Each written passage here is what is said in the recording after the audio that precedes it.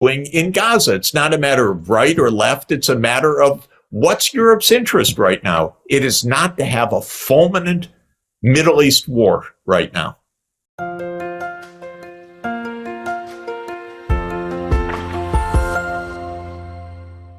So how do you create this miracle? Because even the possible alternative to Biden is Trump or somebody from the Republican. They are in certain aspects even more radical pro-Israeli than the Democrats. How to overcome this tiny problem? Yes, so the pressure has to come from inside the United States and from outside. From inside, public opinion absolutely does not accept the administration line on this. This is very clear in opinion survey after opinion survey. So somebody in the White House concerned about Biden's reelection must be reading this and must be understanding this is just purely bad tactics from a U.S. political point of view. That's very important. There's lots of protest in the United States and lots of unhappiness with this. So we're not in any way locked in internally to the politics. It's bad for Biden. It's bad for U.S. interests. It's against public opinion. And so this is one point that I would make. It's not like the United States is rousing support, yes, and it's impossible to turn. It's actually deeply contested and mainly opposed. Though I acknowledge that in Washington, the pro-Israel lobby has always been very powerful. The military-industrial complex is very powerful, and the inertia is also powerful. So I'm not saying it's easy. Now, on the outside, the entire world is basically aligned on this side with one important footnote, which is that a few European countries maybe are not aligned. I don't know what the Austrian government's real position is. Sometimes it's don't side with the U.S., or maybe it really is because of more right-wing view or whatever, side with Israel, but it's very few.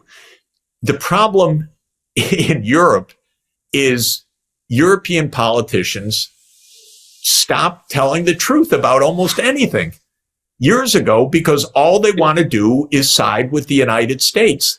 And I think I would just say to European politicians, if you do it, you lose at the polls.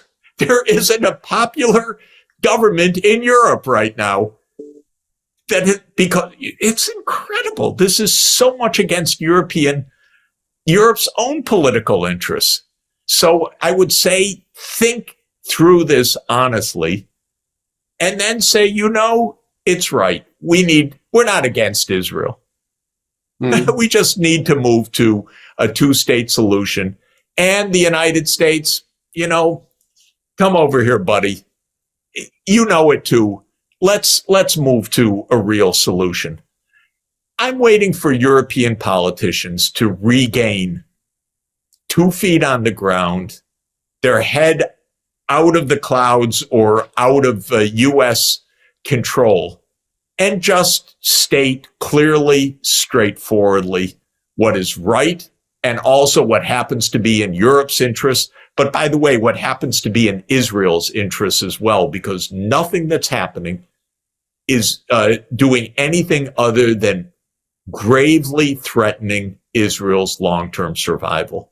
This messianism, this greater Israel idea, this zealotry of this religious group, this is not saving Israel. This is threatening Israel's survival.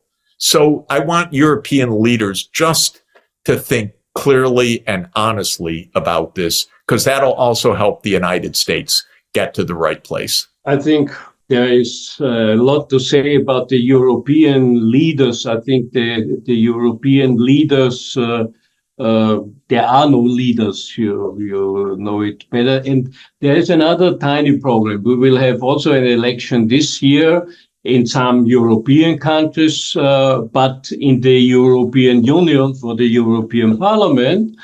And the problem is that everybody, if according to most of the polls, it's to foresee that the right-wing European nationalistic right-wing parties will win.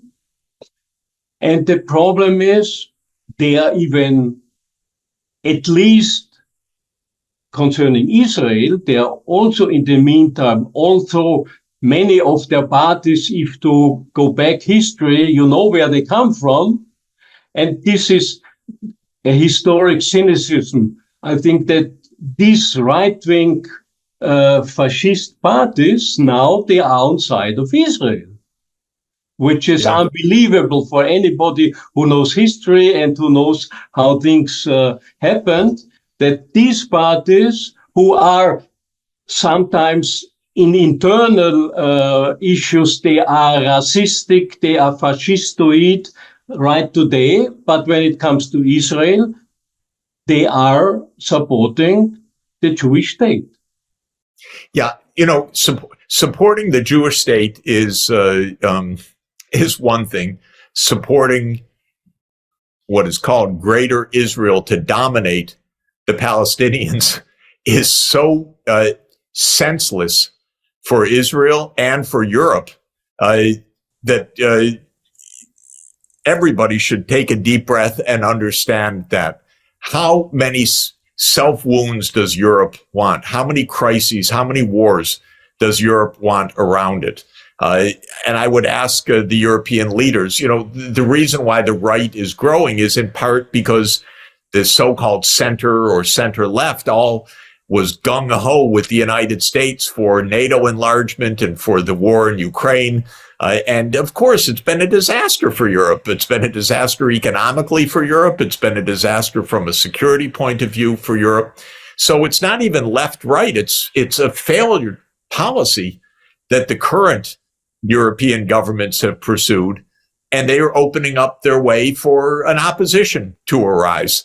And that's what's happening, in fact. So the reason European politicians, by the way, across the board, you look at the approval ratings in Western Europe right now or in the EU, nobody has any support, basically, except the few that stand up for themselves, like Orban or Fico or a few others. But the ones that are basically just siding with the United States in this useless Ukraine war are all in their 20% approval ratings or 25% approval ratings and so on. So the main point I would say to Europe is, if you go the way, not of supporting Israel, that's one thing, but supporting Greater Israel for ethnic cleansing and for this terrible thing, all you're doing is making another prolonged disaster on Europe's borders. And if that's in Europe's interest, boy, please explain it to me. This is no doubt about it. I think Europe, I think with this policy they follow the last tens of years, I think it's against their own security, economic, even cultural interests. I think this is something which... I'll give you another example, by the way. The politics of the 2010s was dominated by the Syrian refugees. And anyone that knows even the slightest history should understand that Hillary Clinton and Barack Obama and a few others decided they would overthrow the Syrian government in 2011, typical regime change operation. That's what created the war and the refugees. Did any single European leader say that? Explain that to the public? Not one. So then they wonder, why is their popularity so low? Well, if you don't speak up the truth, what do you expect? And so understand that these hegemonic wars of the United States, these are not in Europe's interests. And that's the same with supporting what Israel is doing in Gaza. It's not a matter of right or left. It's a matter of what's Europe's interest right now. It is not to have a fulminant Middle East war right now. And so European politicians should think about how to diffuse a Mideast-wide war. You are completely right. I think you convince people like me. Unfortunately, we are not in power. But coming back to the issue of this interview, I think now there is a peace plan.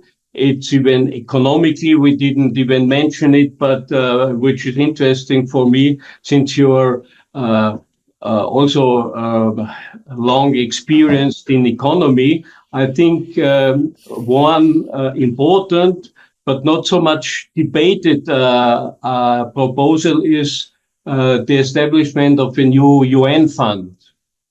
A UN Reconstruction and Sustainable Development Fund, which is interesting, should at least partially funded by reduction of expenses which traditionally have been spent for armament and war.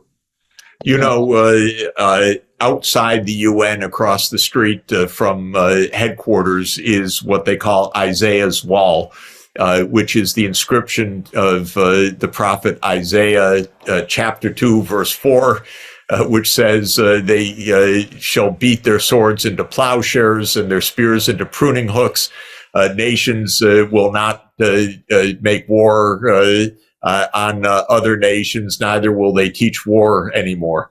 I'm paraphrasing, but you know, Isaiah had the idea in the 8th century BCE of the transforming the military to the civilian use. And we're now spending $2.5 trillion a year worldwide on the military. The United States is around 40% of the world's spending. Shocking, because we're 4% of the world's population. What if we take even 10% of that? Would be $200 billion a year. So $250 billion a year. And so that's the proposal. Create a fund funded by basically agreed cutbacks in armaments. I should mention that Pope Paul VI, in his encyclical Populorum Progressio in 1967, had that idea. So I don't want to claim any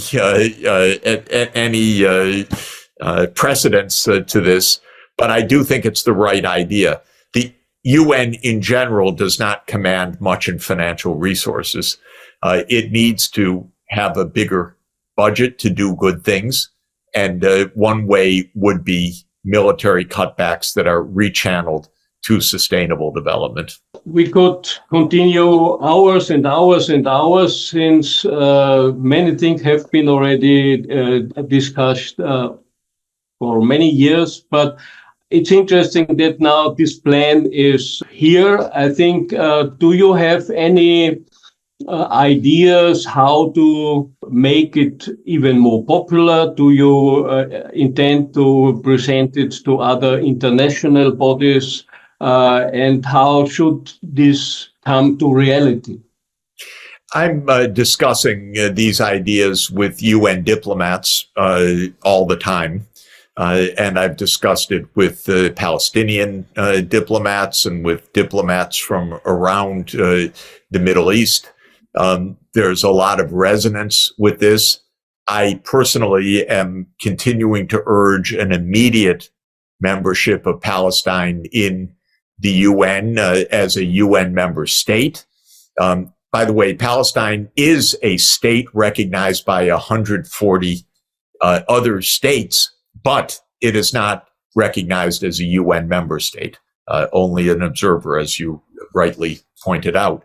So I am continuing my own discussion of this, basically with the U.S. government. They don't talk to me too much, but I try to make my views known publicly by writing and posting articles all the time.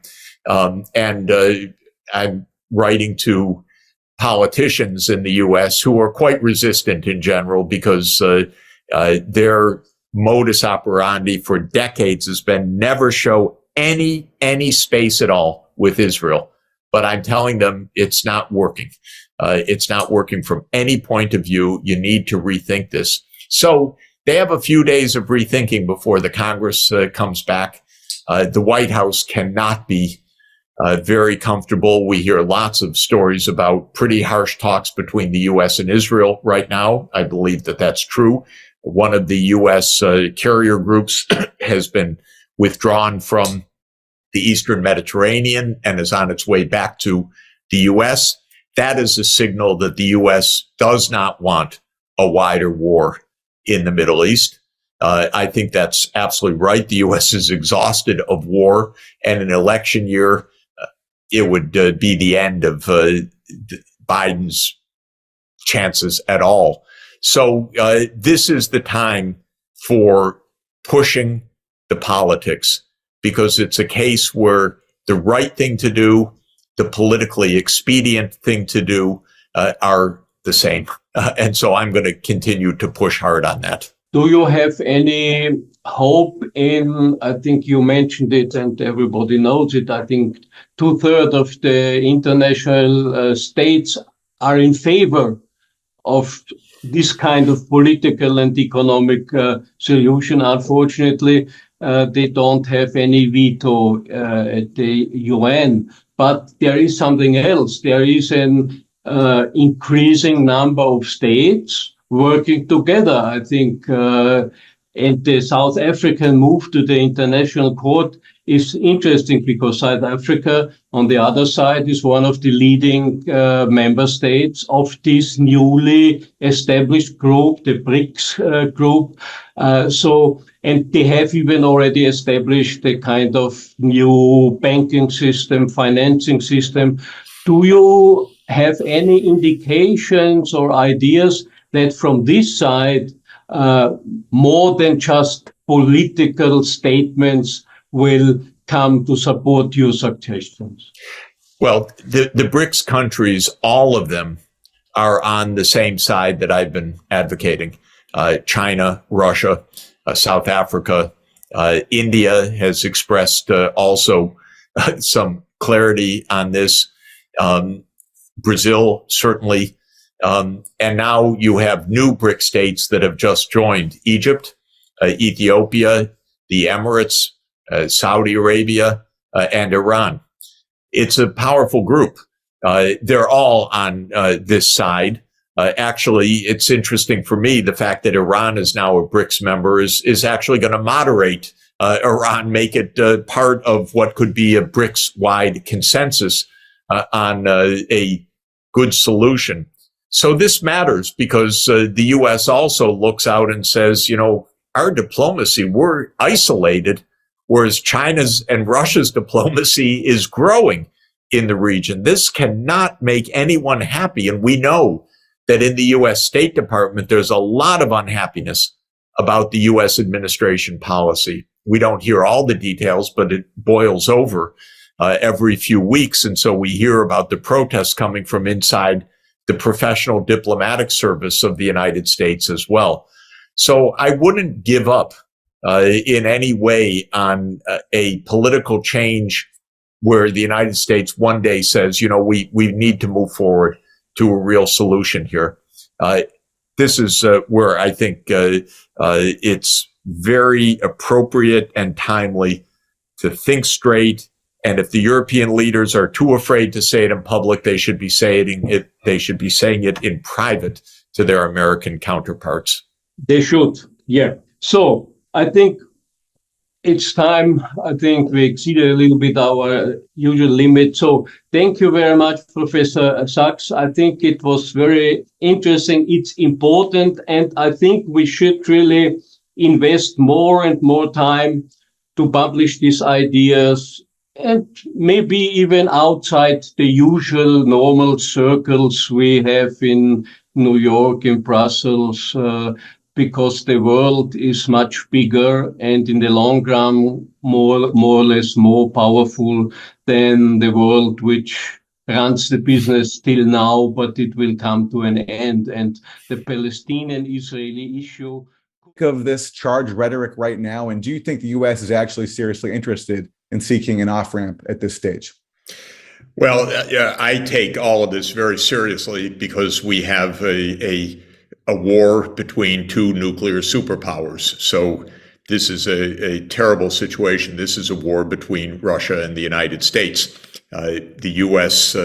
Does not have that many people on the ground. We don't know who really is on the ground in Ukraine from the U.S., but a lot of weapons are, finance, intelligence. This is the U.S. is fighting this war, and this is quite clear. And that means two sides, each that have arsenals of 1,600 or so active nuclear weapons in a war that is of tremendous significance for Russia on its border. And so far, where the United States is saying, we will continue to do whatever it takes to defeat Russia. Well, when you have superpowers talking in that way, you better damn take it as a big threat. And I have not appreciated the U.S. policies in this all along, because I think I'm actually a little relieved in a weird way that Biden said this, because I felt this all along. I felt that the U.S. policy was on a path of escalation and that they didn't have an off-ramp in their minds. By the way, there's an obvious off-ramp, and this is the whole point of this war, if you really know something about it from the beginning. And the off-ramp is that NATO says we're not going to enlarge to Ukraine, period. That was the off-ramp that would have prevented the war. That was the off-ramp that would have stopped this war in March, when Russia and Ukraine, under the mediation of Turkey, exchanged documents and said publicly, as well as the Turkish mediators, we're close to an agreement. Many of us think that the U.S. rushed in and said, oh, no, don't do that. You know, we don't know ever with our government what's really going on, because they don't tell the truth. That just goes with the business of government, the way that it's viewed in Washington. But my feeling is that there are a lot of signs that the U.S. has been against a negotiated end to this war, because my interpretation is that this issue of NATO enlargement is a deeply held objective of the United States going back to the early 1990s. It's as deeply rejected by Russia since that time. I've watched it on both sides. That's why we have a collision course that continues to escalate, and why we should take damn seriously this nuclear threat. But why Biden should ask himself, okay, well, good, he's asking what's the off-ramp. I'll give him the suggestion. We should never have suggested NATO enlargement to Ukraine. And we should stop now, because Putin was very clear at the end of 2021. Here are my red lines. And the core of them, the core of the red lines was neutrality of Ukraine. And I called the White House then. I said, that's good. That's actually right. That's not just a concession. That is right for all sides. The White House said, we don't like that. We believe Ukraine has the right to join NATO. I said, it's not a right, because it impinges directly on Russia's core security perceptions. You better talk. No, we're not talking about that. Well, they better talk. That's my bottom line. They really had better talk about this issue. By the way, you can't have Zelensky negotiating with Putin. This is a war between the U.S. and Russia. And we need to have the president of the United States and the president of Russia talking with each other and avoiding Armageddon. That's, I think, the bottom line. And Zelensky, by the way, said he wouldn't even negotiate with Russia insofar as Putin is in power. So Zelensky's taking care of that problem already, I guess. Look, you know, I've studied the Cuban Missile Crisis all my life, all my professional adult life. I wrote a book about the aftermath of the Cuban Missile Crisis. I've looked at this issue in great detail. We came close to nuclear Armageddon exactly 60 years ago this month, by the way. And during that period, one of the provocations was Castro saying, fire, fire, telling Khrushchev, make a preemptive strike, just what Zelensky's doing right now. You could kind of understand it, but you know what Khrushchev said when Castro said, you should make a preemptive strike? Khrushchev said, my God, this is supposedly our ally who would end the world. We better negotiate. We better speed up the negotiations because this is not stable. And when Zelensky says these things, I'm horrified. And yeah, they walked it back, but he didn't say sanctions, by the way. He said preemptive strike, and Zelensky has said similar things. And they talk recklessly, maybe understandably, given their circumstance. I don't think so. I don't like it. And I think it shows how unstable this is. And by the way, during this whole period of this proxy war, where this is really a confrontation between Russia and the United States, we have pretended that it's a confrontation only between Russia and Ukraine, first of all. And we've said constantly, whatever Ukraine says, this is, that's the right thing. And so we're kind of giving carte blanche to the most extravagant, dangerous, provocative statements. And another example, okay, we don't know for 100%, but let me do a little quiz. Russia is in control right now of the Zaporozhye nuclear power plant. It is being shelled. We hear that's very dangerous, which it is. You shouldn't shell nuclear power plants. Now, one side controls the plant.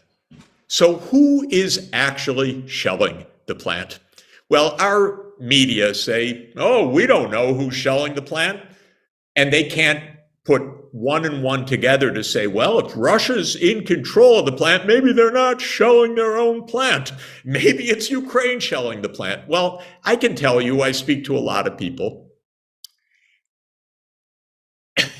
It's almost surely Ukraine shelling the power plant. And we can't bring ourselves to express a simple truth. And that hurts because they continue to shell the power plant with impunity. And we should say, stop shelling the power plant. Yes, it would be good if you had control of the power plant, we can say to them, but don't shell a nuclear power plant. But we can't even find those words. That's the problem, because we're kind of faking the whole thing as if this isn't a US-Russia thing. Then we say, okay, do it, go, defeat Putin. That's great. That's what we want. Defeat the guy with 1,600 active nuclear warheads and several thousand more in reserve. Go ahead, go do it. As if this isn't our Armageddon that we're heading to. And that's really been a massive failure of this administration till now. One thing I've learned I'm 67 years old. I've been through a lot of US wars, Vietnam, Laos, Cambodia, Nicaragua, Iraq, Syria, Afghanistan, Libya, Yemen, and more. It's the job of the President of the United States to put on the brakes, because this country is a war machine at the top. We don't see it. We don't know it exactly. Eisenhower told us about it with the military-industrial complex. This country is a war machine. The main job of the President of the United States is to stop the war machine from making wars. And we are now in an escalation heading towards Armageddon, according to the president. That's not a spectator sport. That's his job, to keep us away from Armageddon. And Professor Sachs, you said this is a war between the U.S. and Russia. We've heard threat after threat or call after call for an end to the Nord Stream 2 pipeline, from Assistant Secretary of State Victoria Nuland to Joe Biden himself. Senator Ron Johnson, in questioning Nuland, appeared to actually call for the sabotage of the pipeline. But I'm literally talking about rolling back the pipeline. And you can loosely define that, but I mean taking action that will prevent it from ever becoming operational.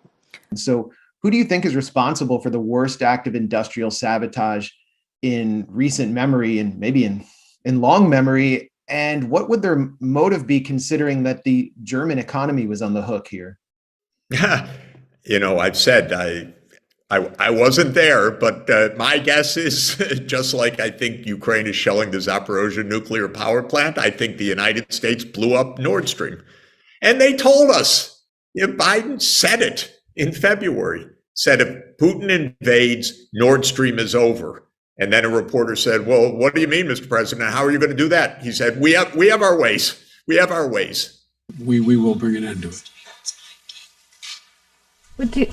How will you do that exactly, since the project and control of the project is within Germany's control? We will, I promise you, we'll be able to do it. Come on. Who controls the airspace? Who monitors the airspace? Who has the means to do this? Who said we're going to do it? Who said afterwards, this is a tremendous opportunity, this new situation, a tremendous opportunity to permanently wean Europe from Russian gas? That would be Secretary of State Blinken. Who said, thank you, USA, tweeting a picture of the burst pipeline? That would be Radek Sikorski, former foreign minister of Poland.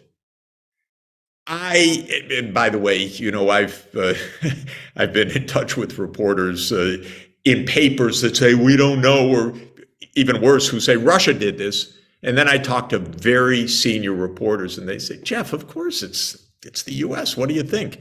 But it doesn't get into our news.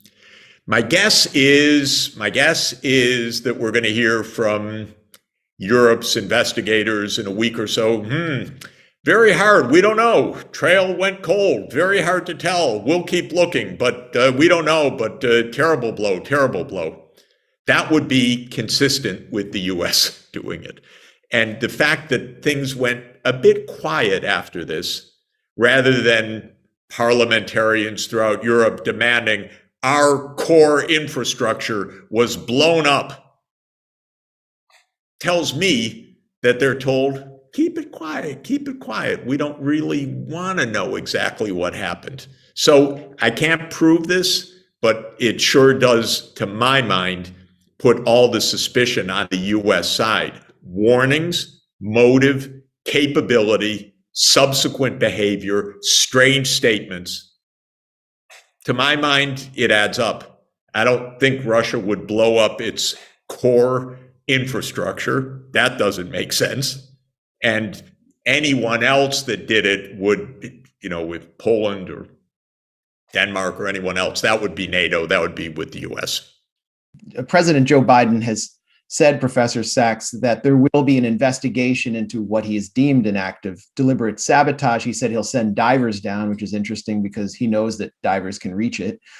But do you think that this investigation will be a whitewash like the kind we saw the Organization for the Prohibition of Chemical Weapons carry out, where inspectors were actually censored and even attacked by OPCW leadership around the Duma Syria chemical weapon attack allegations in April 2018? And what do you make specifically of that allegation?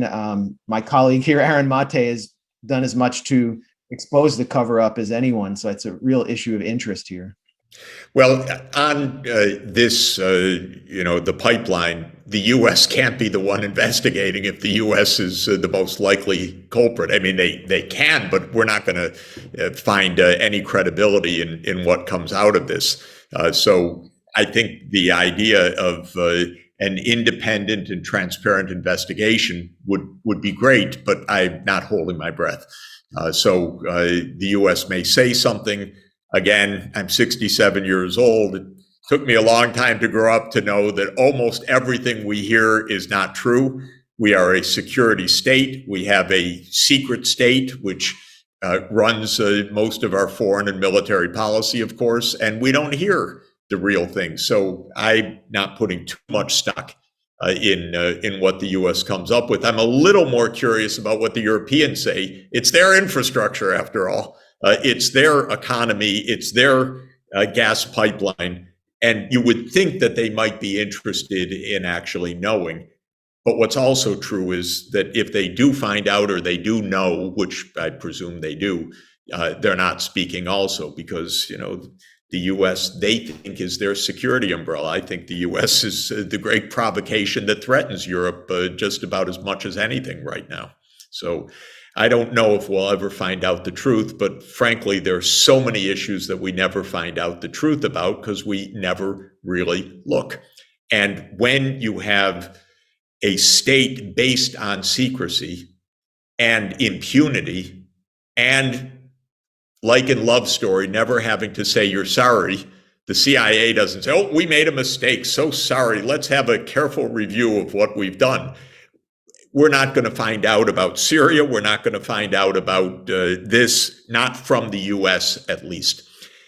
On Syria and the chemical weapons, I listen to you guys. I'm not enough of an expert or inside to know, but what I do know as a very basic point, the U.S., of course, really instigated the war in Syria in 2011.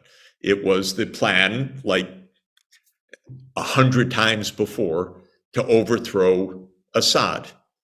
President Obama signed a presidential finding to task the CIA to work with Saudi Arabia and others to overthrow Assad. This was Operation Timber Sycamore. What is amazing to me about the whole thing is that there's almost not been any coverage, review, explanation of this. We heard only this is a civil war. That's what we heard again and again. And then we hear even more extraordinarily, Putin intervened in Syria. Look what the Russians have done. Putin intervened years after the U.S. took action to overthrow Russia's ally. But we can't get this story told. I think the New York Times covered Operation Sycamore one day, if I remember, something around 2016. Nothing beforehand, nothing after. And I knew a lot about this in those years at the time because I knew what was happening through diplomatic channels and so forth. It was like reality here, weirdness of our mainstream media here, and a narrative that was completely devoid of facts for years. And newspapers that are, of course, absolutely counter-informative. Quick question on Ukraine before we move on to other topics. What do you think guides the U.S. officials who are overseeing the current policy? I mean, we had someone like Lindsey Graham recently say that as long as the U.S. arms Ukraine, they will fight to the last person. 4 months into this thing, I like the structural path we're on here. As long as we help Ukraine with the weapons they need and the economic support, they will fight to the last person. Do you think that's the prevailing mentality right now? And why are they so determined to sacrifice Ukraine in this war against Russia? And if I could piggyback on that question, Professor Sachs, since you mentioned the Cuban Missile Crisis and your understanding of it, throughout the Cuban Missile Crisis, the Kennedy brothers, John F. Kennedy, Bobby Kennedy, were pushing back against the Joint Chiefs. Then later in Vietnam, although LBJ was going along with the Joint Chiefs, he was listening to figures like George Ball, Assistant Secretary of State, who was an opponent of the war. Do you have any insight into the thinking of the Biden administration? And is there anyone there who is resisting this drive towards nuclear escalation? I think that the core motivation of the U.S. goes back to the neocon approach to foreign policy, which basically has been the approach of the United States for 30 years now. At the end of the Soviet Union, the neocons took power. They're still in power. And their view is the U.S. is the unipolar power. It's the sole superpower, and we're going to keep it that way. And under U.S. strategic doctrines right now, there are two threats. Russia is one and China is the other. And it's not an accident that we're in confrontations on two fronts right now. So when it comes to Russia, Zbig Brzezinski pretty much spelled this out in his very interesting book, The Global Chessboard, Grand Chessboard, A Global Chessboard, 1997, where he said that Ukraine is the geographical pivot of Eurasia. It's the key. If the United States is basically in charge, Russia ceases to be even a regional power, basically. It's cut out from the Black Sea and the Eastern Mediterranean. Ukraine's a big prize if you're a neocon. And a neocon is someone who views the world like the game of Risk, that you want to get all your pieces on the board and you want to take all of your opponent's pieces off the board. And Ukraine is really strategic from their point of view. And this has been spelled out by Robert Kagan, for example. They've written about this quite openly. And of course, that family has been part of this for the whole time, because Victoria Nuland is the Undersecretary of State for Political Affairs in the United States right now. She's been through this, through all these administrations. And so I think that this is the core, that we're going to expand NATO. They have the idea that the North Atlantic reaches to Georgia. Now, that's an interesting idea. That was George Bush's geographical insight in 2008. Extraordinarily cynical, but if you look at a map, what's the game plan? The game plan is control the Black Sea. It is Ukraine, Romania, Bulgaria, Turkey, and Georgia, all surrounding Russia, where their naval fleet is. So that's what Brzezinski was outlining back in 1997. Now, they thought they could kind of slip it in without, Russia being able to oppose it, because they kept expanding NATO step by step. First, the three, Hungary, Poland, Czech Republic, by the way, against the promise, the clear, unequivocal promise to Gorbachev that NATO would not expand to the east. And like so many other things, the US government said, oh, we never said that. Well, they're liars. Of course they said it. And there's a full documentary record, easily accessible on the web, to understand what was said. So long and the short of it is, that's been the game plan for 30 years. And it's had its ups and downs, because Ukraine itself is internally divided between East and West. And so the presidents have gone back and forth, pro-Russia, anti-Russia. And when a pro-Russian president, Viktor Yanukovych, came in 2010, after Bush had invited Ukraine into NATO, over the opposition, by the way, of European leaders, but this is a US-led alliance, Yanukovych guided neutrality through the Ukrainian parliament. That stabilized things for a little while, until Yanukovych was overthrown. Overthrown by whom? Well, according to the US narrative, the masses on the streets. According to what I saw with my own eyes, we stirred a lot of the pot and paid for a lot of that overthrow. I don't know how much. Everything's a lie. Everything's hidden. But the Russians say that was a coup that the US led. I can't tell you exactly the US role, but we heard Victoria Nuland on the tape describing the formation of the new government, and other choice words for our European allies. And I know with my own eyes, by the way, about US involvement in that. Not my involvement. I saw it. I was, oh my God, that's pretty weird what's going down. And this is Russia's point, which is, okay, you broke it again. Now, because as soon as Yanukovych went down, the new government said, we want NATO. And then the US started pouring in the weapons, billions of dollars during the Trump years. Then Biden came in. I thought, my God, maybe we'll get some sanity. Of course, he doubled down 3 times in 2021. At the highest levels, we said Ukraine will be a member of NATO in the NATO annual meeting, in a State Department strategic document with Ukraine and in a Defense Department strategic document. So we doubled down. That's when I called the White House at the end of the year, please take the off-ramp. But they don't want to take the off-ramp. Now, Great to be with you again. What's happening in Israel as we speak, Professor Sachs?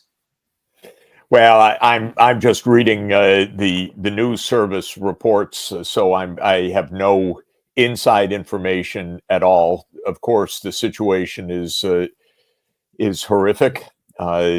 This mass horrific terrorist killing on the one side, and Israel now bombing Gaza, one of the most densely populated parts of the world, and saying that it is besieging Gaza, cutting off all fuel, food, electricity, water.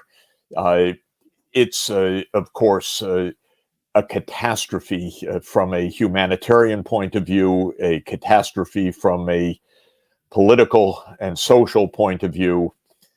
So in horrible circumstances like this, the reactions can compound the disasters manyfold. We experienced 9/11 in the United States and ended up launching several wars in response that were also disasters for the United States and for those places affected. So it's really important in these tumultuous and horrible moments to think about consequences and about the future. And who knows whether that's happening right now on any side in the ongoing Israel-Palestinian conflict, which dates back a century now.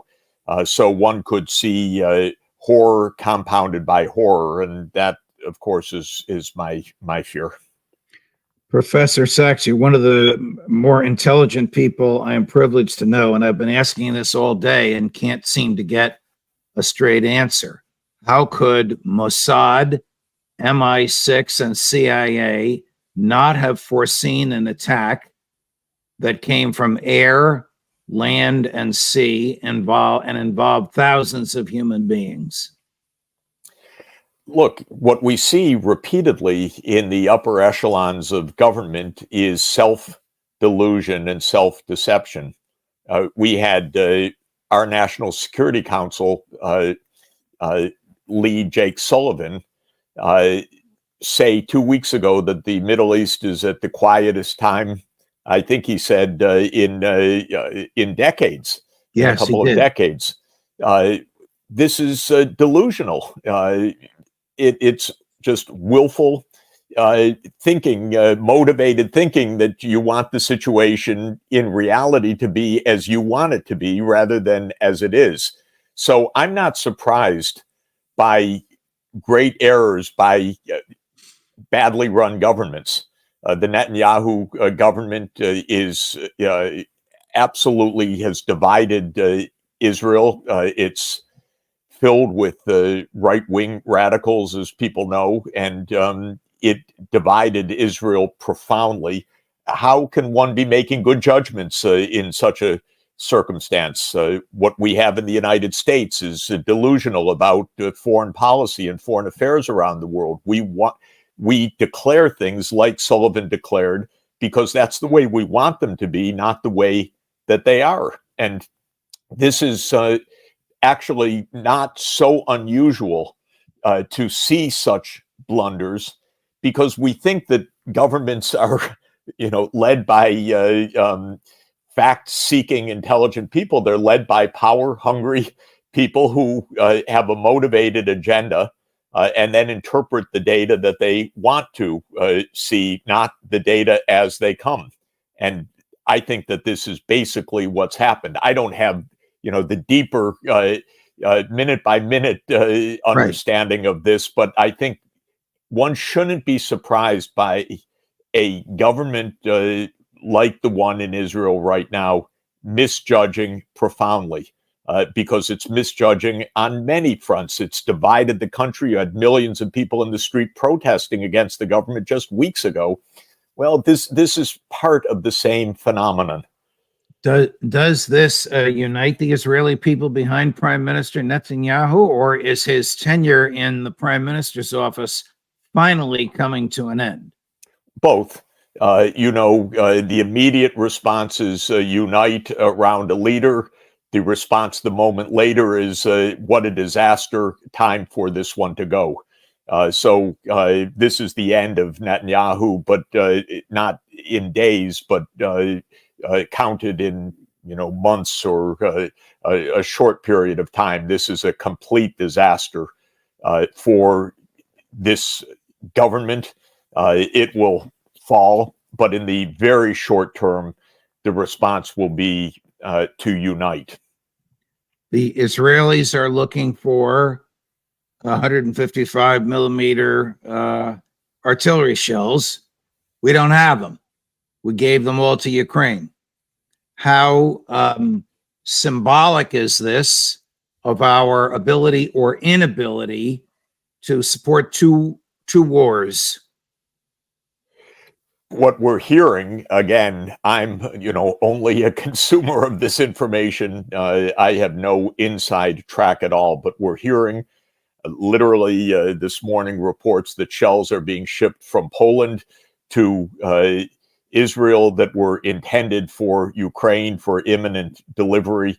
So yes, we have been hearing not from the US, not from NATO until the last couple of weeks, that even before the crisis in Israel and Gaza, that the ammunition stocks were very, very low. And your guests that you've had on have been saying repeatedly that in a war of attrition, Ukraine would lose because the U.S. simply didn't have the stockpiles.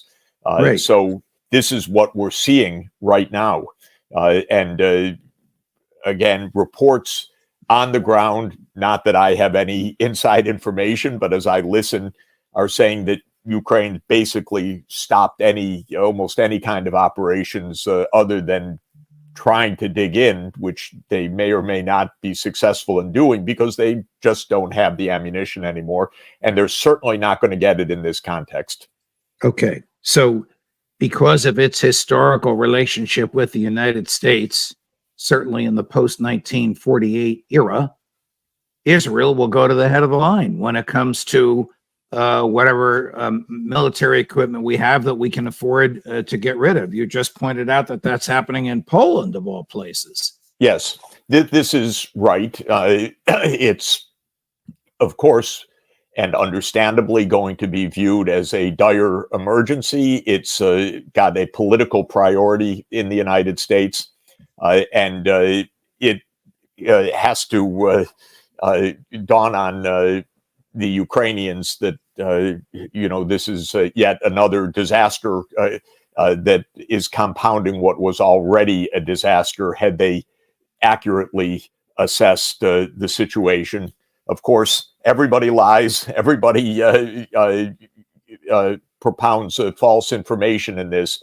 But those who watch closely have said that the ammunition shortfall has been intensifying for months in any event, even before these events. And now these events, spell an end to the supplies of even basic ammunition, much less tensions in other parts of the world. So this is really quite a dangerous and remarkable situation. I want to play a clip in a minute of President Zelensky blaming, you can guess who, on the attack on Israel. But before I do, big picture, do you think an attack of this nature might cause the intelligence community to be a little bit more honest with its superiors rather than telling them what they think they want to hear? Somebody should have told Jake Sullivan and Tony Blinken and Lloyd Austin and eventually the president, things are not good in Gaza. Just because it's quiet doesn't mean it's going to stay quiet. Somebody should have told them Russia is not the ineffective military that you thought it was in the Soviet days. Somebody should have told them, Ukraine is so corrupt, they'll sell what we give them to Hamas. Unfortunately, the history is that events like this worsen intelligence rather than improve intelligence. 9/11 was itself a massive intelligence failure, but that's not how it was treated. It was treated as the occasion for the launch of the GWAT, the Global War on Terror, immediately followed by the war in Afghanistan, and then by a war on totally false premises in Iraq in 2003. In fact, we know that the intelligence was subverted in the case of Iraq quite devastatingly. Basically, it was twisted by the senior politicians. And this is typically what will happen after an event like this. The motivated thinking becomes even more powerful, not a search for the truth, but a search to an effort to hide the truth and a search for victory. And victory for politicians means somehow revenge and so forth, not an accurate understanding of what happened. So I'm afraid that we're not likely to get much of an account. And part of the problem is we keep discussing, especially regarding Ukraine, but it's true in general, there's no accountability at all for the intelligence services, in part because they're so deeply enmeshed in operations, not just intelligence. This was the fundamental error, in my view, for American democracy in 1947, which was to make the CIA both an intelligence agency and an army at the same time. And one is politically motivated direction, that's the army, and the intelligence, which is supposed to really provide the information, is utterly compromised by the second function. And so I think that we're unlikely to see that kind of clarity that you're talking about come out of this. We're likely to see an escalation of violence, which it's not impossible, and I don't mean to predict it because I don't know, and it's very early days, but could lead to, a spreading war in the Middle East, not only an event. Do you think that the neocons and globalists might lose their appetite for the support of the Ukraine war, particularly in the U.S.? The Lindsey Graham folks, in deference to the cry for help from Prime Minister Netanyahu? Well, they've never shown much capacity to judge real capabilities before, so I'm not sure that we will have anything other than demands for escalation across the board, standing strong. America's reputation now is at stake. War with Iran, which I think Lindsey Graham called for, if I'm not mistaken. I apologize if I am mistaken, but I think in recent tweets he says that this war should now be expanded. He didn't say our limitation of ammunition requires us now to understand what to do. I think the tendency of these kinds of politicians is to escalate. That's really their language. That's their MO. And I think events like this trigger terrible further events. And that is perhaps where we're headed right now. I don't see cool heads prevailing on any front. Here's President Zelensky. There's 2 points from this. This is either yesterday or today, but it's after the Hamas attack on Israel. One is that he says he addressed the foreign ministers of NATO nations. I didn't know that. And I'm going to ask you, what the heck do you think he told them? The other is, take a guess on whom he blames the attack on Israel. Well, I don't have to. Today was a very eventful day. Various meetings and among them those related to the latest international developments, are of particular importance.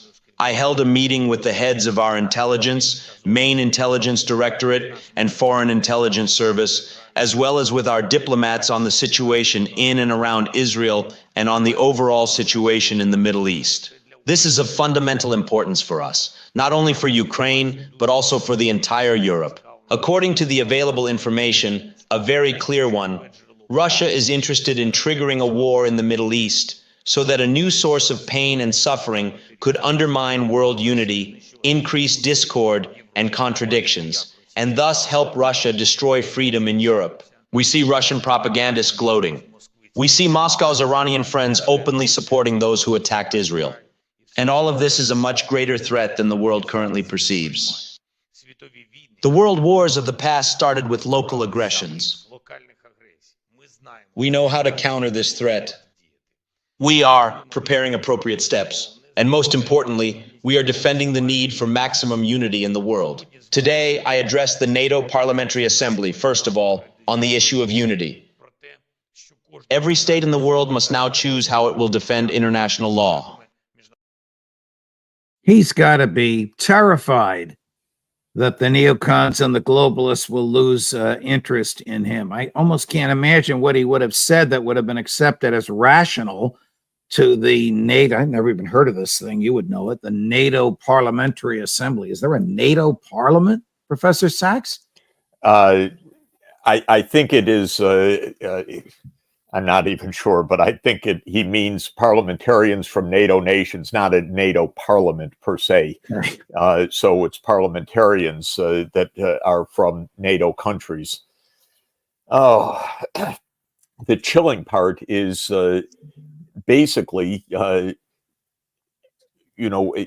quite a call, but a kind of prediction of World War III. Yes. This is not out of the possibilities. We are in a world of violence and a world with an absence of diplomacy. And we are in a world of lots of grievance and lots of weapons. And we're not talking, the United States doesn't talk to Russia. It barely talks to China.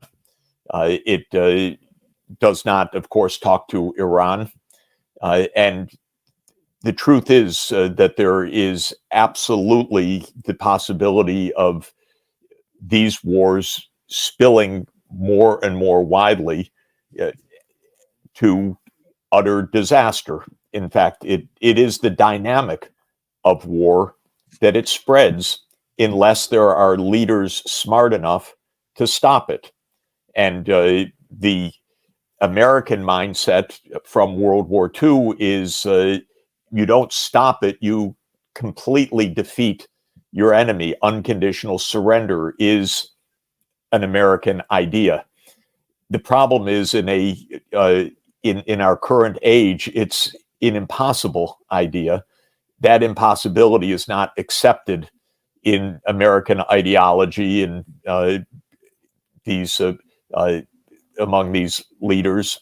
But we live in a nuclear age where unconditional surrender of the opponent is not possible. We live in an age where technological capacity of warfare is much more spread widely than we like to believe.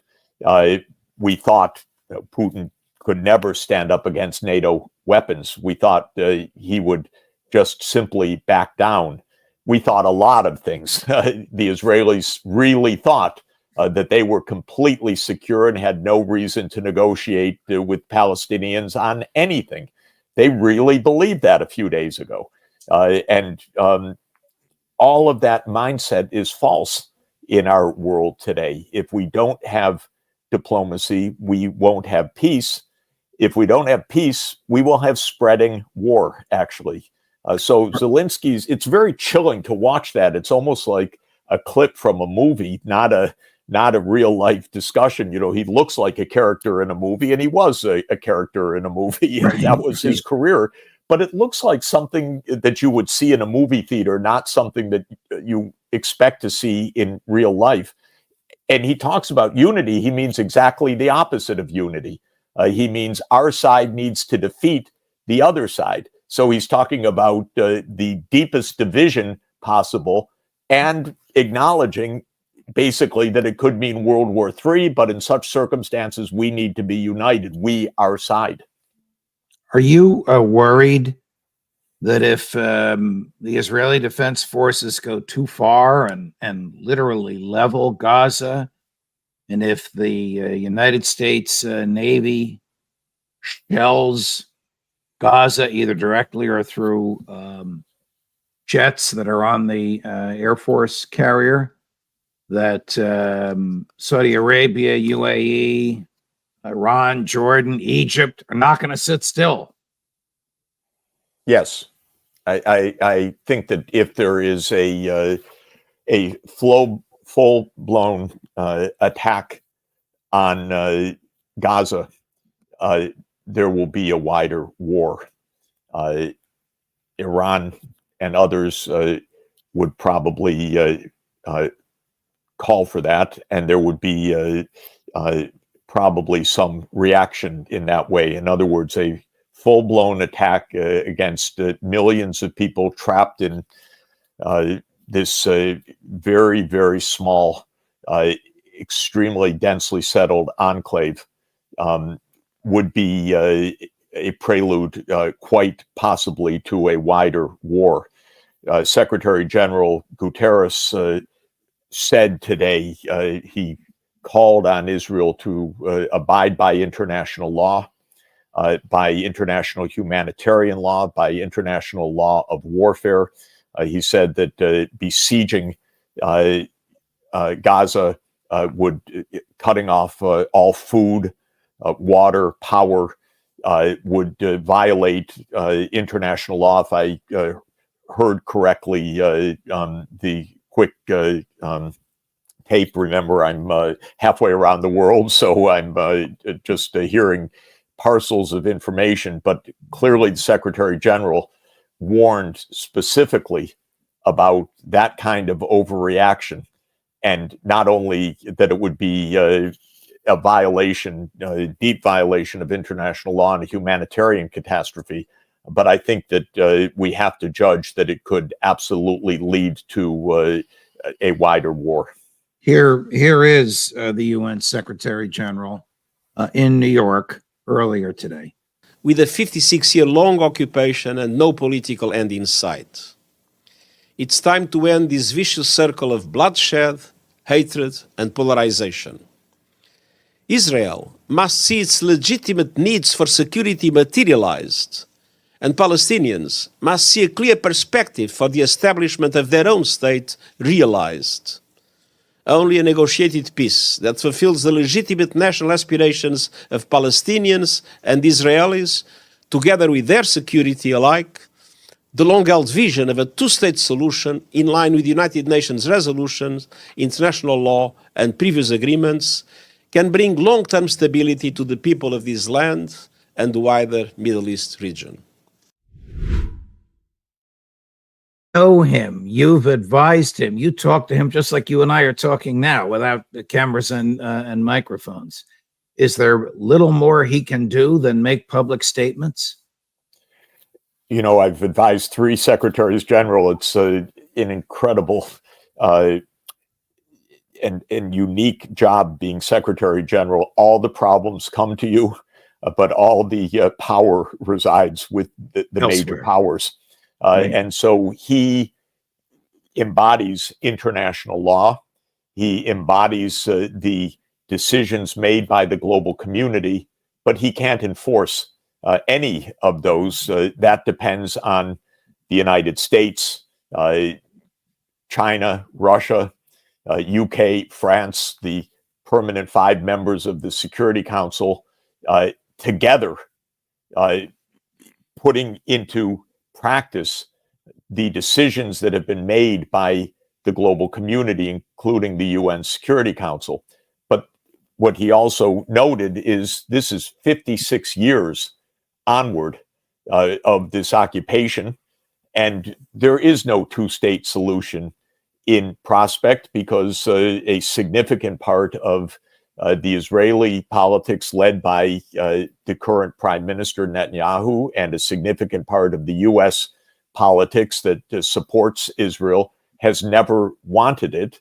And certainly the current government in Israel doesn't want it. And so this impasse is not something that UN Secretary General can resolve. But what he is saying is that without a resolution of the underlying politics, there is no peace possible. You know, I think this is the main lesson that I see for Ukraine, for Israel and Palestine, and for so many other conflicts. A very, very famous saying by the theorist of war, von Clausewitz, his most famous saying is that war is the continuation of politics with other means. This is very important for people to understand. When you see conflict, this is not madness almost ever. It's politics. It's brutal politics, but it's a continuation of politics with other means. And what that means is that solutions are inevitably requiring politics. And that usually means diplomacy, statecraft, not some unilateral military end-all victory. But this is not the mindset, of course, of people in battle, and it's certainly not the American mindset. Our mindset is unconditional surrender of a foe. And at some times in history that has happened, but in most times of history, it's a great illusion. And what we do in our discourse is deny any politics. We just like to say, oh, that's an evil attack. That's an evil person. We don't even try to explore the politics. In the Israel-Palestine issue, there is underlying politics, by the way, that goes back 100 years. Right. Very intense politics. I've spent most of my life, seeing it, absorbing it from both sides. But we don't want to talk about that. We want to say, okay, it's terror. Now we have to respond and we will crush the opposition. No politics in that. And similarly, the way we reacted in Ukraine or vis-a-vis so many of our other crises. If you don't follow von Clausewitz, you don't get it. War is a continuation of politics with other means. My advice is understand the politics and try to resolve the underlying reasons for this violence. Professor Jeffrey Sachs, thank you very much for your time, particularly where you are and what you're doing. It's very much appreciated by me and by the many thousands watching us. Safe travel. Rights in East Jerusalem. So there's no political solution. We have, therefore, seething unrest. The terrorist attack by Hamas on October 7, now a brutal war filled with war crimes committed by Israel, but no political outcome because Netanyahu and his right-wing government don't want to acknowledge Palestinian political rights. And this is the crux of the matter. The United States is mumbling the right things, but typically in U.S. politics, the U.S. will back Israel because our politicians are trained to believe that if they show any real resistance to Israeli politics, they'll get punished domestically by Jewish voters or by Christian Zionists, and there are a lot of those. So this is the issue. There's a clear path to peace, in my view, which is a Palestinian state. Netanyahu opposes that. The U.S. is torn because it wants to support Israel, and yet at the same time, Israel's position is untenable. And that's what this argument is about. It seems that the U.S. official policy in Israel is this two-state solution, as Antony Blinken said in his last meeting with Mahmoud Abbas. How is that possible? Because we have the West Bank and we have the Gaza Strip. How we can connect these two parts? There are many things in these discussions to be considered. Some people are suggesting one-state solution, something like Belgium, what we're seeing in Belgium. On the other part, you mentioned two-state solution, like in Cyprus, North Cyprus and South Cyprus. We have the presence of UN at the middle. Of course, over decades, it's become harder to solve because Israel, quite cynically and knowingly, launched a settler campaign in the occupied territories beginning in the early 1970s. This wasn't spontaneous. This was part of Israel's security moves under something at the time called the Alon Plan. And the idea was to make settlements in strategic areas in the West Bank. And they've done that. And there are now hundreds of thousands, by one count, more than 400,000 settlers in Palestine, in the West Bank, and another 200,000 plus in East Jerusalem. So this makes things difficult. The taste for a one-state solution is essentially zero. I think it, in theory, could have a lot of merit, but it has no support in either side of this crisis. So I think combining that with the fact that there are 50 plus years of UN resolutions on the two-state solution, we should focus on implementing what has been promised and committed for decades but never achieved. And I believe it's time for the Security Council to meet tomorrow and vote a Palestinian state and membership in the United Nations, and to tell Israel that's the reality. It's not about your negotiations with the Palestinian Authority or anything else. This is a new world of a Palestinian state, and they're a UN member state, and you have to clear from occupied lands. Now, clearing, I think personally it would be fine for settlers to remain in their villages in Palestine. Those are details, in my view, significant ones, but the most important thing is to declare a Palestinian state and to disarm the militias as part of an overall peace settlement that establishes Palestinian political rights. In Palestine, we have two authorities. We have the Gaza Strip, we have the West Bank. Is there any connection between them? Do they have any relations? How does it work? Well, basically, neither Hamas nor the Palestinian Authority are really viable representatives of Palestine. Hamas has committed terrorist atrocities and ruled itself out from that. The Palestinian Authority is basically manipulated by the United States and Israel because its funding is controlled essentially from the United States and Israel. So I think the fact is it's hard to have a responsible authority without a state. It's time to have a state first, construct a process to build a national government that would cover both Gaza and the West Bank. I think there needs to be also a physical connection between the two so that there's travel between the two areas. So there needs to be a transport corridor and other basic features of sovereignty that make this a viable state. But I think we just need to pick up the pace because you had the Oslo peace process, 10 years didn't lead anywhere. There are too many on both sides, but many in Israel that just don't want an outcome of two states, and they're able to block it nonstop. The rest of the world wants a two-state solution because, frankly, our global peace depends on it. This is awful to have these wars break out every few years.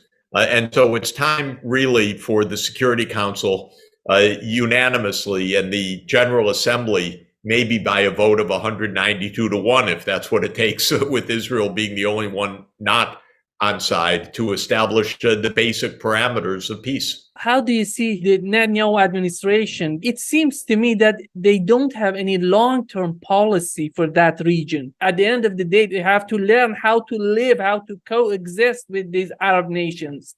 To make, of course, but they've never believed that, and they've thought that the U.S. has their back. But if you look at history, the U.S. has had the back of a lot of countries that it didn't actually protect in the end. So Israel should be smarter than that. And it's a big mistake of policy. But their politicians are not visionaries. They're very rarely statesmen. Netanyahu is fighting for his political life hour by hour right now, day by day. They have no long-term answer to these questions. They believe for the moment that U.S. support is safe, but even in the U.S., we see huge differences between young people and older people. Older people tend to be much more pro-Israel, younger people much more pro-Palestine. So the Israelis should understand this is absolutely an unsustainable course. Morally, politically, geopolitically, militarily, everything. They need to do something else. right now, we have some sort of agreement between Sunni and Shia all together against Israel. How the geopolitical of that region is changing, in your opinion? Well, I think it's a very important question, because one of Israel's claims is we just have implacable foes and there's no one to talk to. And this is false. First, there absolutely were Palestinian counterparts to talk to. And the Israelis, in my view, never wanted to talk straightforwardly with them. They always wanted a deal, which was not really an adequate deal. Then came the question of the Arab states. And the Arab states were viewed by Israel as implacable enemies, but the Arab states said back in 2002, more than 20 years ago, look, make a two-state solution. We normalize relations with you. We work for the security of both Israel and a Palestinian state. The conflict is over. That was the 2002 Arab Peace Initiative. Did Israel grab at it? No, because there were forces in Israel that said, we don't want to compromise. We want the greater Israel, territorially. This is religious zealotry or cynicism or misguided ideas about security. It's actually a mix of all of those. But in any event, no, they did not rise to the occasion. Then their argument was, okay, maybe the Arabs, but Iran is an implacable foe. This also is not true. Actually, Iran has tried for a number of years to negotiate. The most important negotiation, of course, was the Joint Comprehensive Plan of Action, the JCPOA, negotiated between Iran and Europe and the United States over ending sanctions and Iran ending its nuclear program, bringing it under control. Signed, sealed, and then reneged on by the United States, which says, we're not going to do it. That's diplomacy. Then they say, oh, you can't negotiate with Iran. Well, Iran negotiated. Then it said, well, Iran is a renegade state, but Iran has just made peaceful relations and reconciliation with Saudi Arabia. That's a big deal, because if the Saudis want peace, Iran is going to go along with this, because Iran is becoming part of the neighborhood in an absolutely diplomatic way. Iran is joining the BRICS countries. So that means, is Iran going to say, we continue our war with Israel, even as Brazil, Russia, India, China, South Africa, Argentina, Saudi Arabia, United Arab Emirates, Egypt, and Ethiopia, all the BRICS say, no, you don't? Are they really going to do that? No, they're not going to do that. So we have the makings of a diplomatic settlement. I think the big responsibility is for Netanyahu to step down today because he's a failure and did not protect Israel and is a very divisive figure and opposed a political settlement. And for an Israeli government to reach out to the Arab neighbors and say, okay, we want peace. We accept a two-state solution. We need the UN to take responsibility. We need peacekeepers. We need demobilization of Hamas and disarmament of the militias and many other things. But all of that's within reach. Of course, Netanyahu's not going to be the one to say it, but he shouldn't be prime minister. You talk about Netanyahu. As long as I remember, he was in charge, he was in power in Israel. Is there any alternative for his administration in Israel? I'm much older than you, so I easily remember many, many, many prime ministers other than Netanyahu. He's finished. It's time for him to go. There will be so many new politicians. Politicians come and go.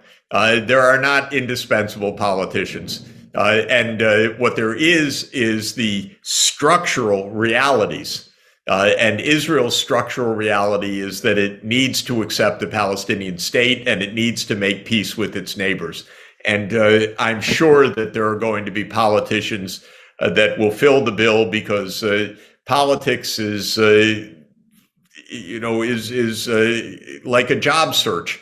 You put up a terms of reference and you get 100 applicants and you choose one of them. So the terms of reference are make peace, stop this bloody war, and we'll find a lot of applicants for that position.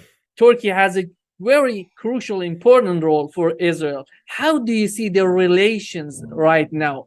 Of course, Israel and Turkey have had good relations, and Erdogan had good relations with Israel, but Erdogan is saying right now, you're committing war crimes. You need to stop this. And Turkey is making a referral to the International Criminal Court of the Israeli leaders because they're committing war crimes. So Erdogan is standing up for the Palestinian position. He's right to do so, in my view.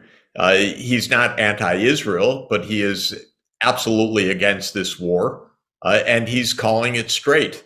Now, there was an important meeting in Riyadh a few days ago that is called the Arab Islamic Summit that was both Arab leaders, Saudis, Egyptians, Jordanians, Syria with Bashar al-Assad going, also Turkey. Very important, also Iran. So this is very interesting. The region is finding a new language of cooperation. It needs to. The climate crisis, the energy crisis, the economic crisis is all very severe. And the leaders of the OIC, the Organization for Islamic Cooperation, are meeting together and cooperating together. And I'm excited by the fact that Egypt, Saudi Arabia, the Emirates, Iran, Ethiopia, but the four Muslim countries are all joining the BRICS. Good.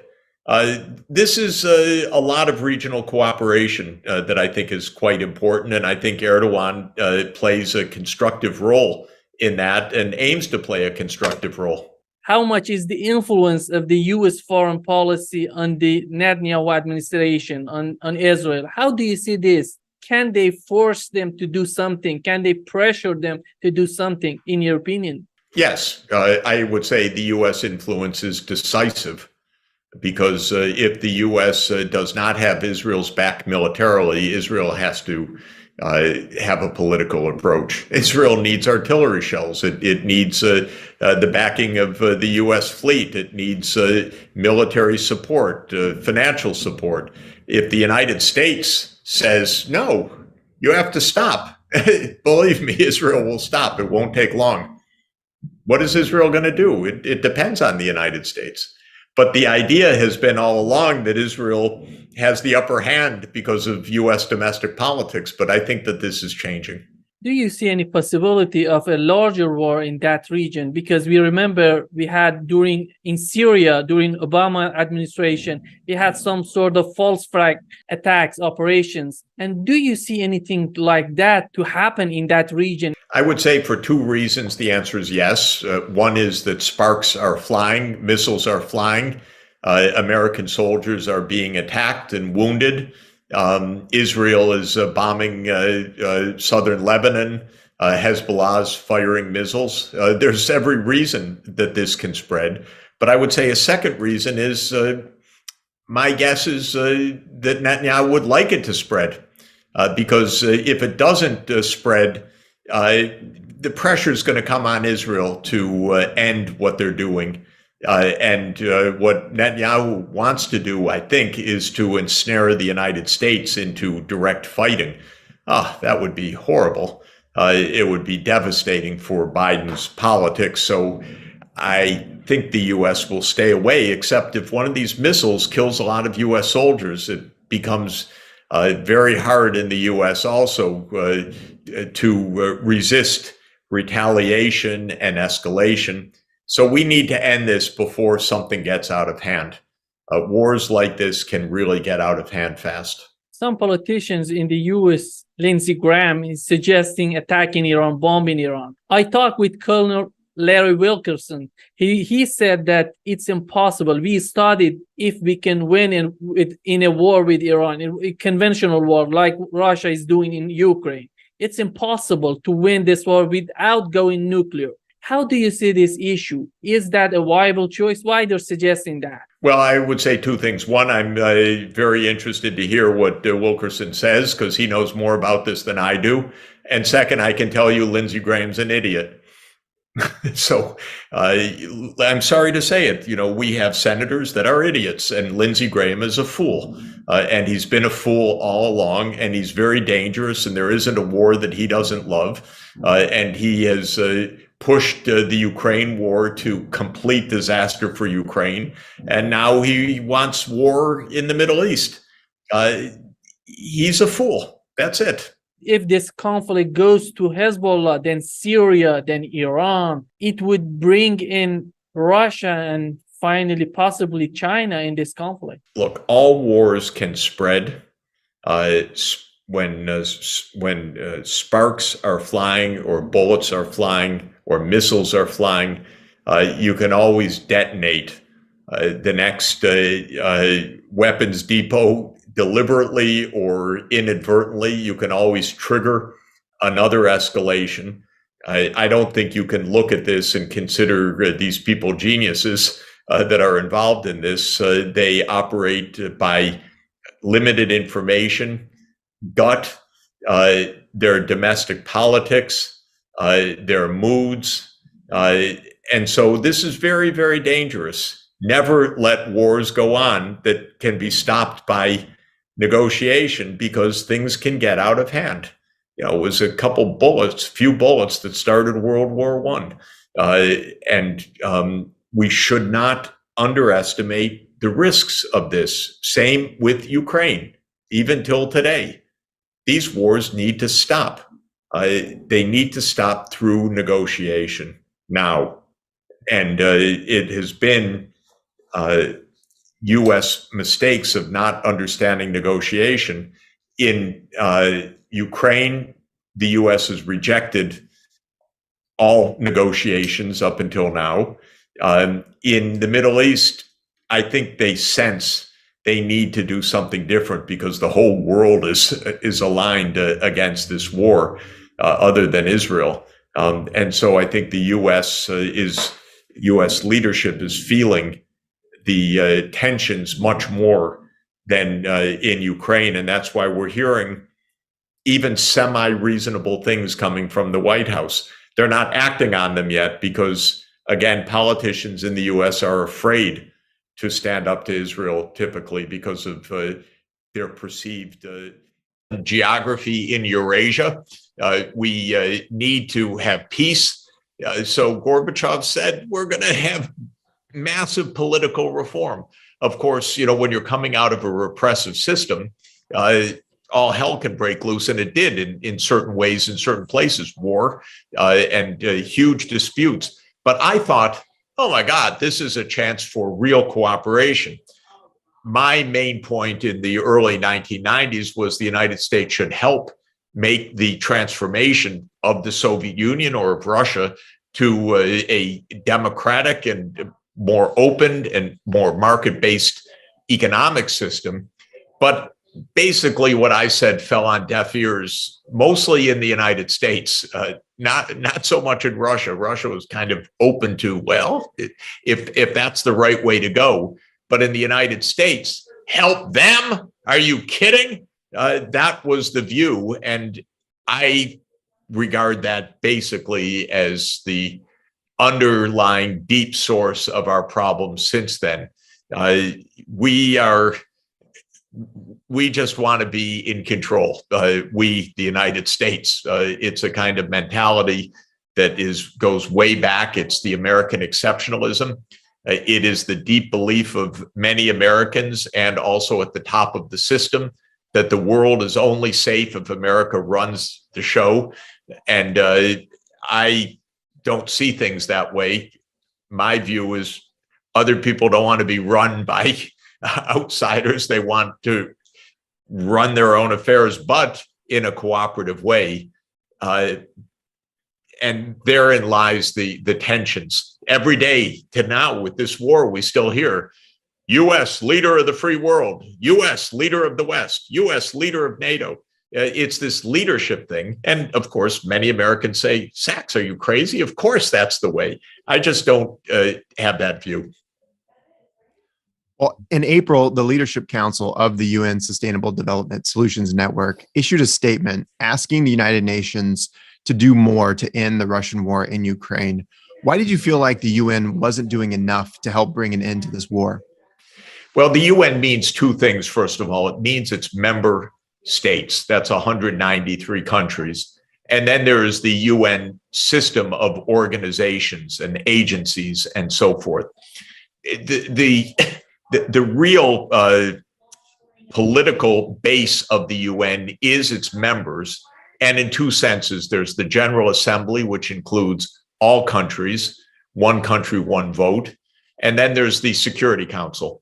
The Security Council is where war and peace issues are supposed to be addressed. There are 5 permanent members of the Security Council, each with a veto: the US, Russia, China, France, and the UK, and then 10 rotating countries for a total of 15. So when we say the UN should do more, the answer to my mind is yes, but that means several different things. It means the member states, it means the UN Security Council, it means the leadership of the UN, it means the UN agencies. The UN was established to end the scourge of war. Obviously, it can't do that by itself, and it doesn't do that by itself, but it is the core purpose. It was invented by our greatest president in the United States in our history, Franklin Roosevelt, for the purpose of surmounting the underlying reasons for World War II and World War I, the geopolitics, the arms races, the lack of global rule of law. And so ending wars, making peace is the core business. I'm in another part of the UN activities, which is economic development, and that's important. And also the human rights side is important, but the core of the UN is about peace. And I think the UN till today is not doing enough in all of those contexts to end this war. Now, what we hear from the rhetoric in our mainstream media in the United States is, well, Putin is a Hitler, and he has to be stopped, and we have to defeat him. And it's as simple as that. And there's no talking to him. The man is crazed, living in a dream world of Russian imperialism. There's no stopping him. Any agreement is to rip up a piece of paper. I can tell you, since I'm an old guy now, 67, I've lived through this characterization. Every decade, there's a new Hitler that we can't deal with, whether it was Ho Chi Minh or whether it was Vietnam or whether it was Cambodia or Laos or Nicaragua, for heaven's sake, or Iraq or Syria. We are real good at this game of rhetoric. But this is not real. And since I am all over the world, virtually all the time, speaking with world leaders, what we hear in our media is propaganda. It is not real. We should be negotiating. Actually, Biden refused to negotiate with Putin in 2021 because Putin raised a very specific set of points. One was NATO enlargement. And then there's a chorus here that says, oh, that's a phony issue. That's a red herring. That's fake. That's not fake. I've been in this issue since 1990, when the West promised Gorbachev no NATO enlargement. We're liars. I'm sorry to put it that way. We cheated. We continue to do this. And then Biden refused to negotiate. Okay, that's straightforward, except it's not the way the story is told. Then there is the question of Ukraine itself, which is an ethnically divided country because there is a significant Russian minority.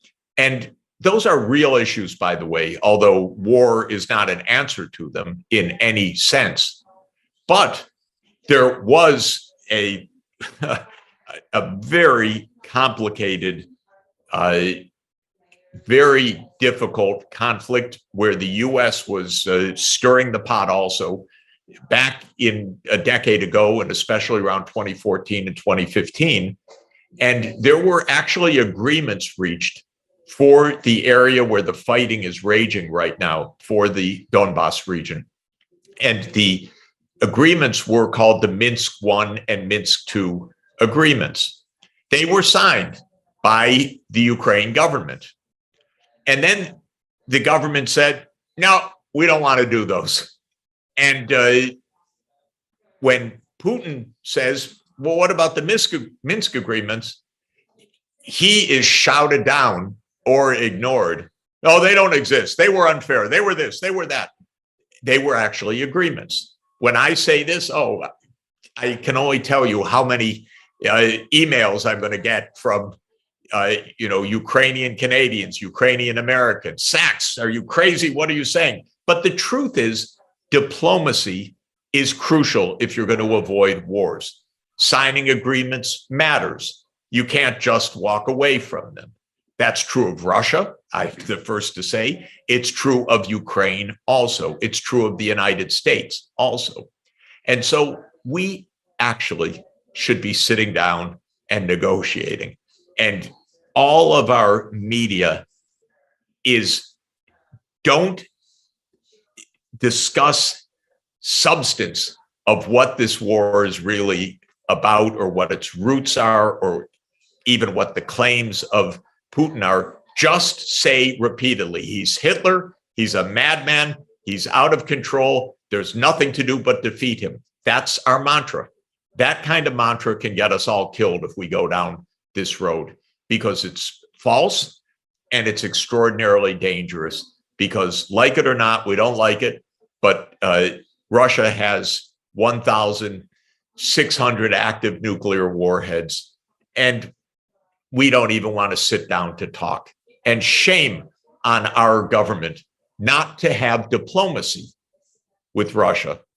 At least sit, talk, discuss, and explain. We don't do that. We just say victory, victory, victory on the battlefield. Well, I'm not in it for that, because this is a very dangerous and very unwise approach. It's incredibly destructive, and escalating this crisis is, as you mentioned, it only gets scarier, more damaging, and more destructive from there. So what would an outcome, a reasonable outcome be from your perspective? What if you're President Zelensky, what would you accept to get to a peaceful resolution to what's going on now? This agreement was actually on the table back in the end of March, and then Ukraine walked away from it, from what I understand, because the U.S. told them walk away from it.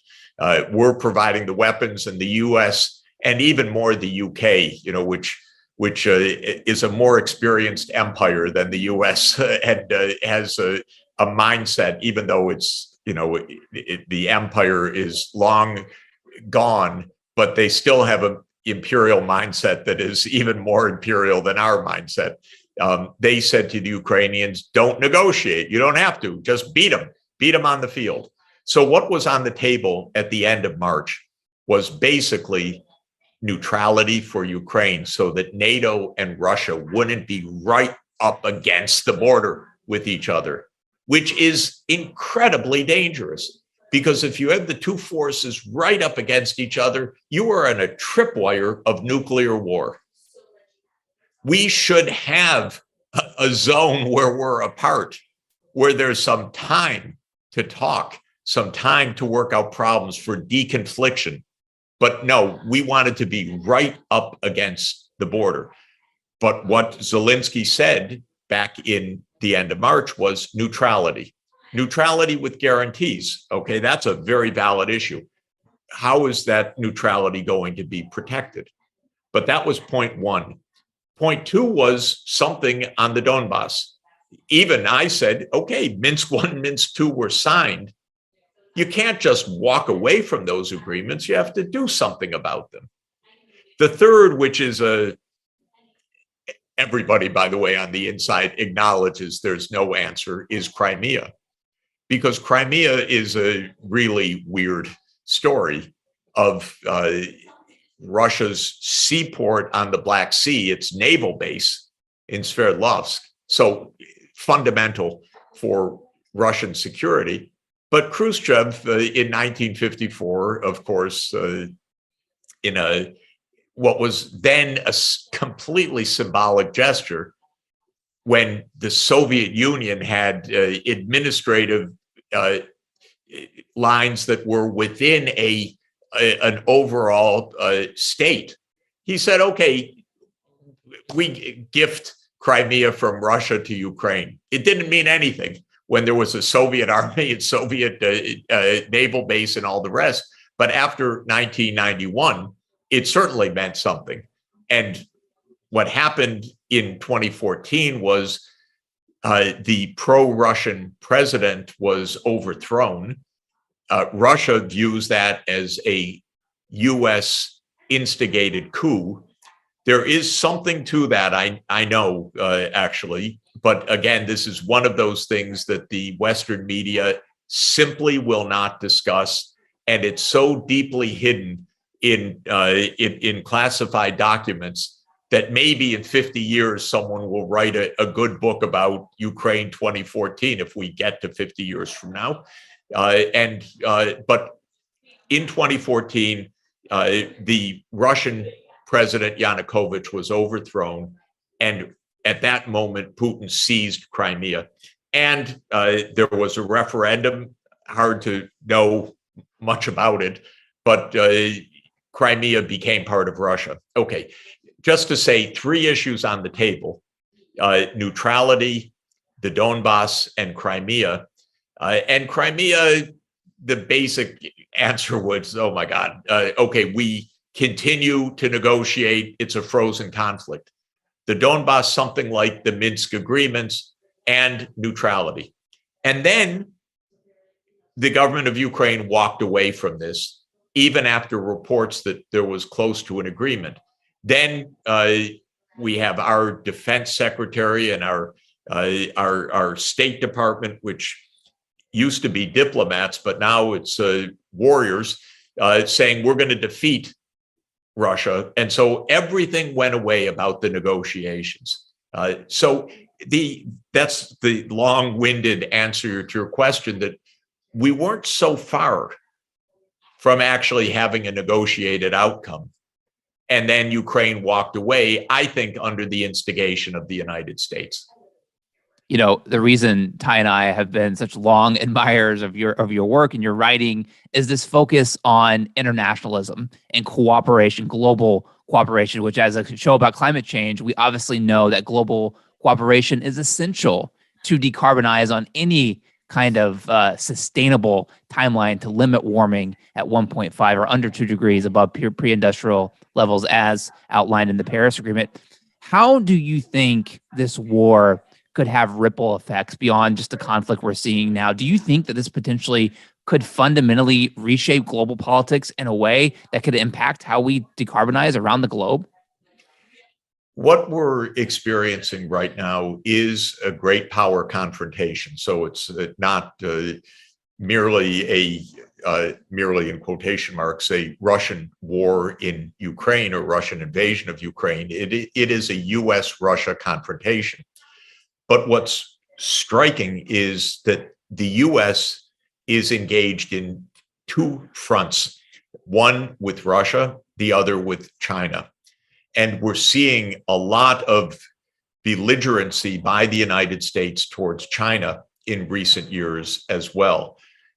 This started around 2014, roughly actually the time of those events in Ukraine, but really for somewhat different reasons, but are also escalating.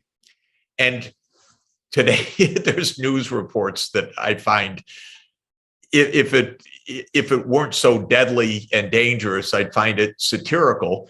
It's stories in the mainstream media saying, don't worry, the Ukraine war is not going to divert American attention from China.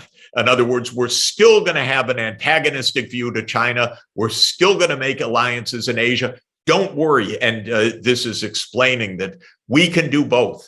We can confront Russia. We can confront China. And I'm saying, oh my God, is this for real? Do we really want World War III? Is this our death wish? Is this our insanity? Is this our craziness of our exceptionalism? But there is this feeling we're in a two-front feeling in the US, and they're trying to talk NATO into opening an Asia mission. In fact, the Secretary General of NATO, Jens Stoltenberg, has said in the past year that NATO is going to direct its attention to China. Now, all of this is incredibly important for climate because China is essential for global climate policy, for cooperation, for every dimension of the climate crisis. China by itself can wreck the global climate because it emits about 28% of the greenhouse gases, in the United States about 14%.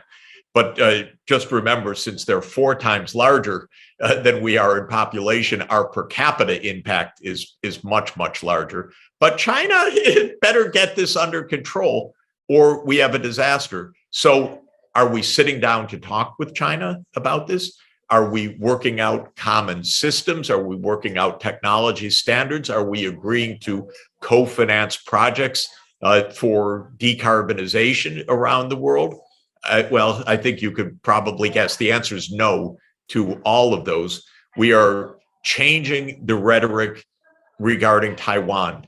We are drumming up a drumbeat on Taiwan whenever, in the rare moments when US so-called diplomats, but I don't find them very diplomatic, meet with Chinese counterparts, almost the first word out of their mouth is Taiwan.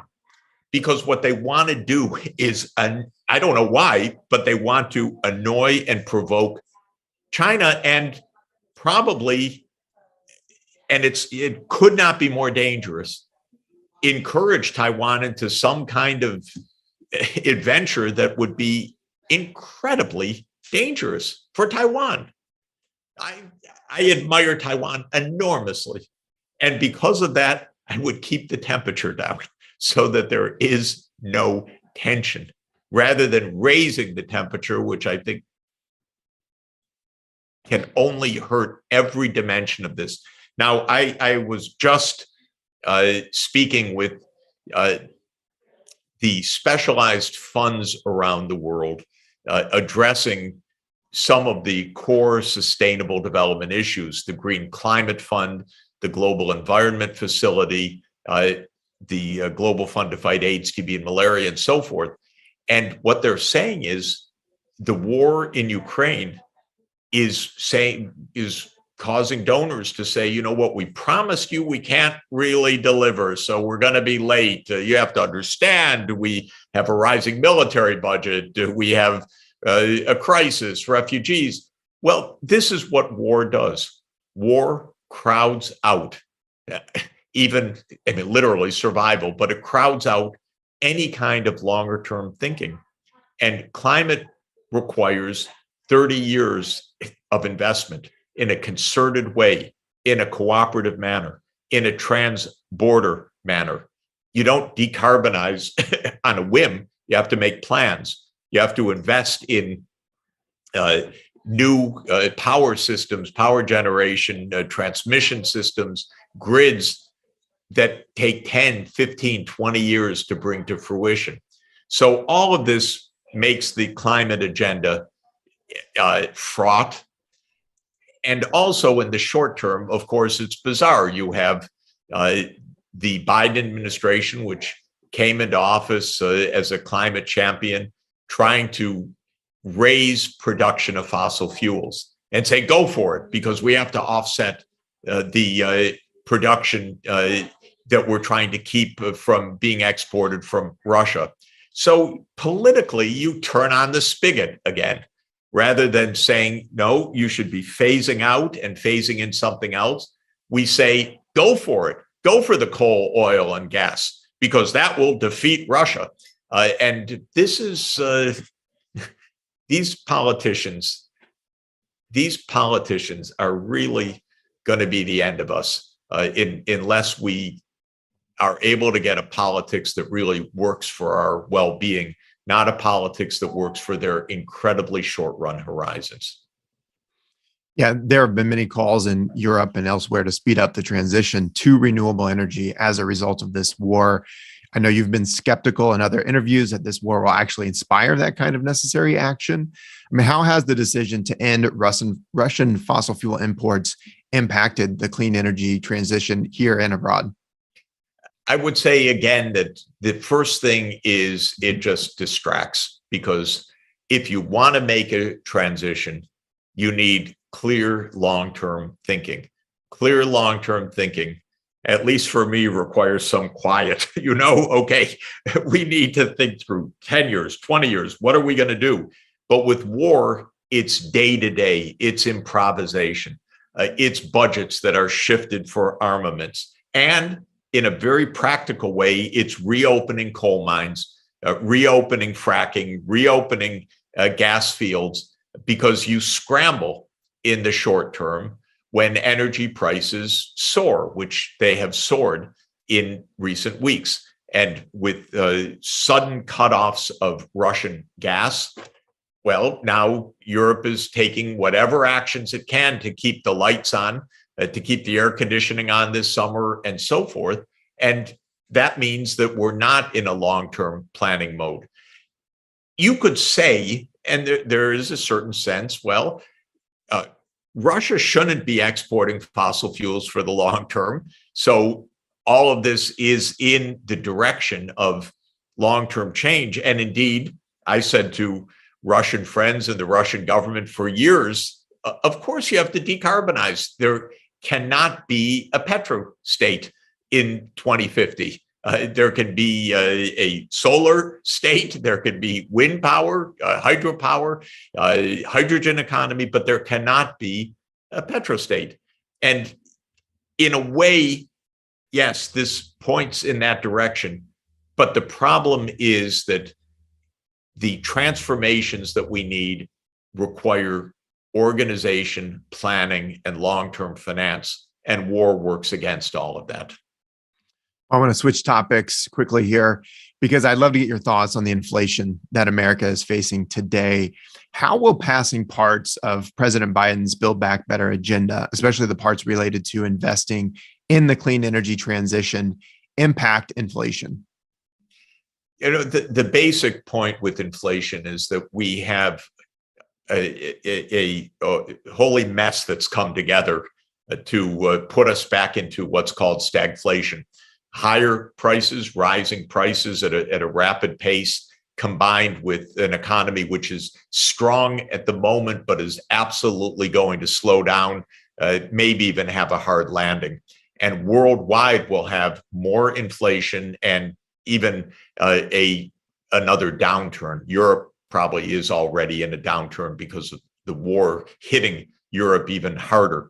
Well, I came into economics actually 42 years ago when I joined the faculty at Harvard University. My first book was called The Economics of Worldwide Stagflation. It was studying this kind of phenomenon. The 1970s was a period of war.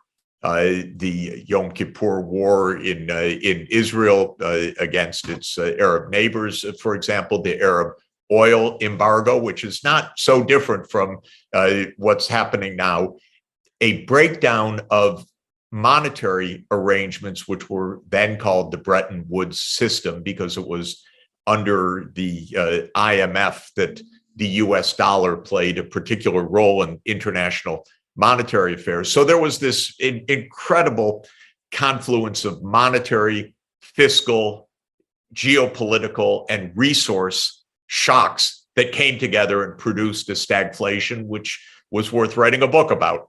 So here we are again. We are in a stagflationary mode. Interestingly, the Federal Reserve really had pumped up the money supply for many, many years, and especially after COVID hit. In fact, in two phases, one after the 2008 great crunch, the financial crisis, and then again in 2020, even more remarkably in certain ways, the Fed pumped in money and nothing really happened on inflation except Bitcoin prices went up or stock market prices went up or some asset value prices went up. But prices in the street didn't seem to go up very much. And so there was the modern monetary theory. Oh, we could just print money to our heart's content. And as a monetary economist, I was scratching my head, frankly, saying, how could the money supply go up so much and not have inflation? Well, there is some mystery to that. There remains in disentangling all of this. But I would say the following. We've had a huge increase of the money supply by the Fed. We've had two huge supply shocks, COVID and the war.